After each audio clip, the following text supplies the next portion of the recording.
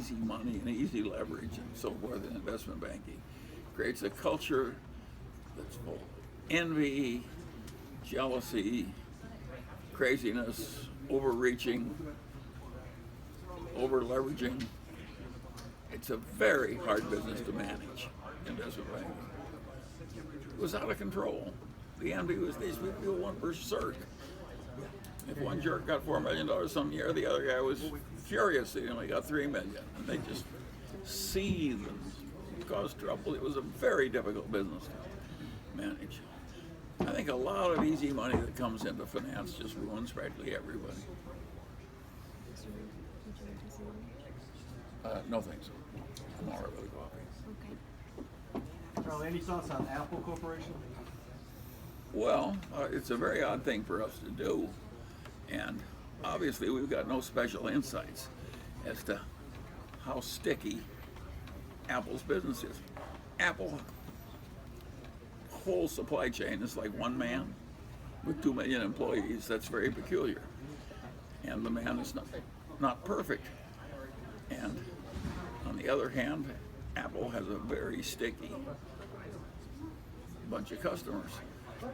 Will they be able to keep that going? And if so, how long? I don't know, but I think the chances are pretty good it's going to be quite sticky. And that's why we bought it. But as I say, we may have a slight edge in our favor there. But it's not a big edge. We're doing that because we don't find the stuff we used to find where we knew we couldn't lose. Apple, we've merely got what we think is a little edge. We don't have a big insight that can't fail. But if you got the money, you have to put it somewhere, and you can't find what you used to like, you have to put it with what's best available. It's a nice problem to have so much money.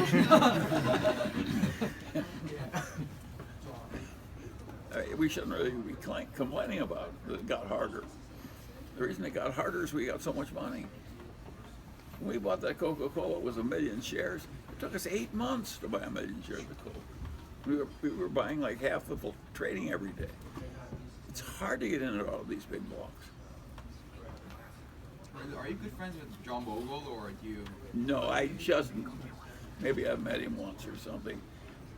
I basically think he's right about his basic approach. The other people are not going to match the averages, and he is, and and his idea has succeeded, and he's succeeded, and he was right. On the other hand, he's kind of a one-trick pony. I don't think he has another. He had one good idea in his lifetime, and he wrote it very hard. That's all you need. He's an interesting example. He had one good idea. He pushed it hard, and it worked. You don't need a lot of good ideas, but you do need one. Can you talk a little about BYD and what do you want to talk about? you would think? What that again was something we never would have done in the early days.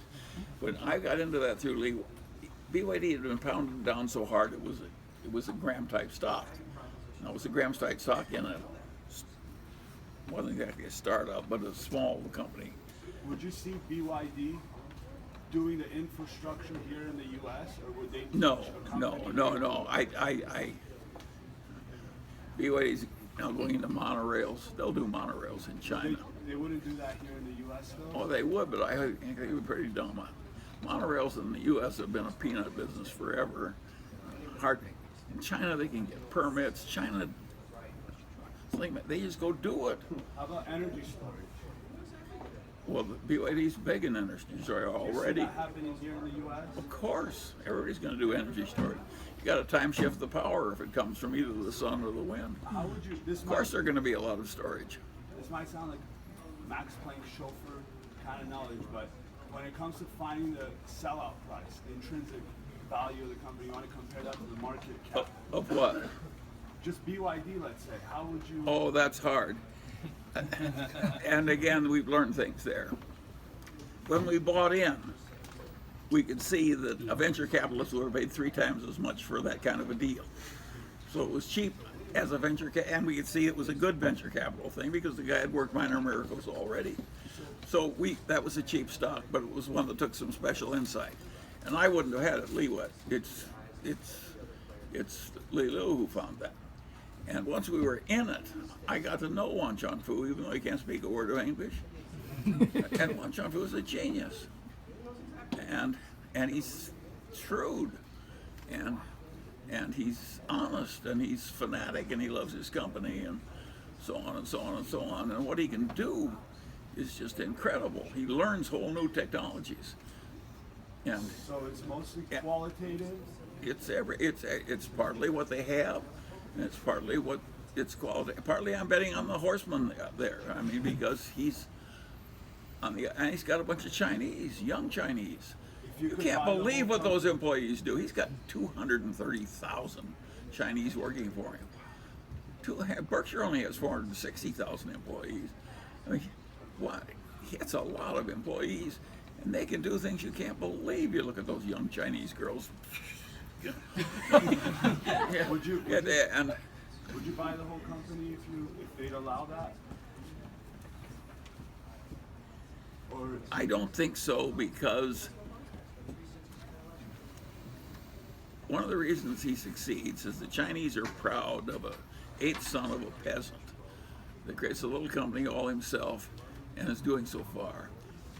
And a lot of the other stuff they're doing, joint ventures and automobiles, they're joint ventures with the West that was already ahead. So in a sense, they love and are proud of their own man, the son of the peasant that did it all himself, and it's still Chinese. So I wouldn't want to destroy that Chinese image by buying BYD. It works better the way it's going.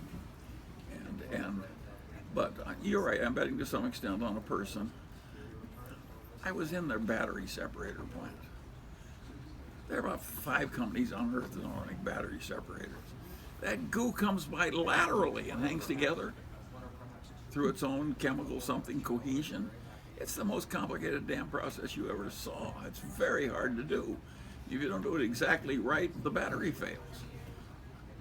He just learned that. Boom, what he needs to know, he just figures out.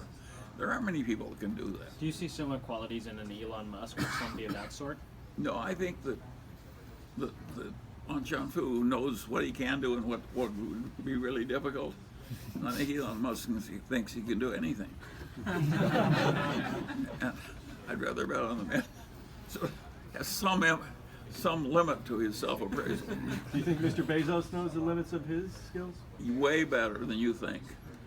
Bezos is utterly brilliant and utterly remorselessly ambitious. I would never bet against Jeff Bezos. Did you ever meet him or have like a? Yeah, I've met Bezos. You mentioned earlier about Coca-Cola becoming a little bit less efficient than they used to be.